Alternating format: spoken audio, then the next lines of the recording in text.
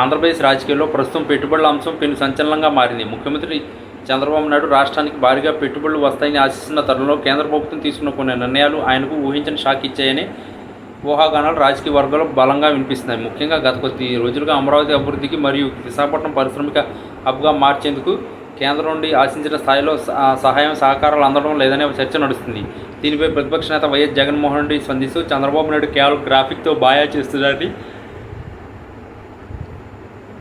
విమర్శలు గుప్పిస్తున్నారు. కేంద్ర ప్రభుత్వం ప్రవేశపెట్టిన తాజా ఆర్థిక విధానాలు మరియు కొన్ని ప్రత్యేక రాయితీలు ఉపసంహరణ నిర్ణయం ఏపీకి రాబోయే పెట్టుబడులపై ప్రతికూల ప్రభావం చూపే అవకాశం ఉందని విశ్లేషకులు భావిస్తున్నారు. చంద్రబాబు నాయుడు విదేశీ పర్యటనల ద్వారా తెచ్చిన ఏఎంఓలు కేవలం కాగితాలకే పరిమితం అవుతున్నాయని జగన్ ఎద్దేవా చేస్తున్నారు. కేంద్రం నుండి రాష్ట్రానికి కావాల్సిన ప్రత్యేక హోదా కానీ లేదా విభజన హామీలు కానీ అమలు కాకపోవడం వల్ల పారిశ్రామికవేత్తలు ఏపీ వైపు మొగ్గు చూపడం లేదని వైఎస్ఆర్ కాంగ్రెస్ పార్టీ నాయకులు వాదిస్తున్నారు. చంద్రబాబు నాయుడు ఢిల్లీ పర్యటనలు చేసిన ఫలితం శూన్యమని వారు అభిప్రాయపడుతున్నారు. మరోవైపు కేంద్రం నుండి వచ్చే నిధుల కేటాయింపులో ప్రాధాన్యతలు మారడం వల్ల అమరావతి నిర్మాణ పనులను బ్రేక్ పడే అవకాశం ఉందని వార్తలు వస్తున్నాయి. ఇదే సమయంలో జగన్మోహన్ రెడ్డి మాట్లాడుతూ చంద్రబాబు హయాంలో కేవలం తన అనుకూల వర్గానికి లబ్ధి చేకూర్చేలా పెట్టుబడుల విధానం ఉందని ఆరోపిస్తున్నారు. గతంలో తాము తెచ్చిన పెట్టుబడులను చంద్రబాబు ప్రభుత్వం వెనక్కి పంపిందని విమర్శిస్తూ ఇప్పుడు కేంద్రం ఇస్తున్న షాక్లతో చంద్రబాబు ఆత్మరక్షలో పడ్డారని ఆయన పేర్కొన్నారు. పెట్టుబడుల విషయంలో కేంద్రం అనుసరిస్తున్న తీరు చూస్తుంటే ఏపీకి కేటాయింపులు తగ్గే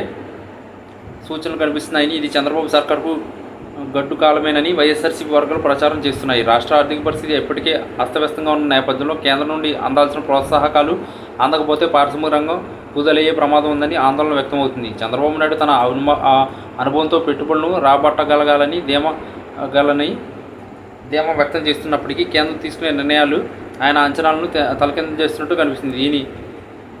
దీన్ని ఆసరాగా చేసుకుని జగన్ ప్రజల్లోకి వెళ్తూ చంద్రబాబు వైఫల్యాలను ఎండగొడుతున్నారు. మొత్తం మీద ఏపీ పెట్టుబడుల విషయంలో కేంద్రం వైఖరి మరియు జగన్ పెద్ద సవాల్గా మారాయి. ఈ పరిణామాలు రాబోయే రోజుల్లో ఏపీ రాజకీయాలను ఏ మలుపులు తిప్పుతాయో వేచి చూడాలి.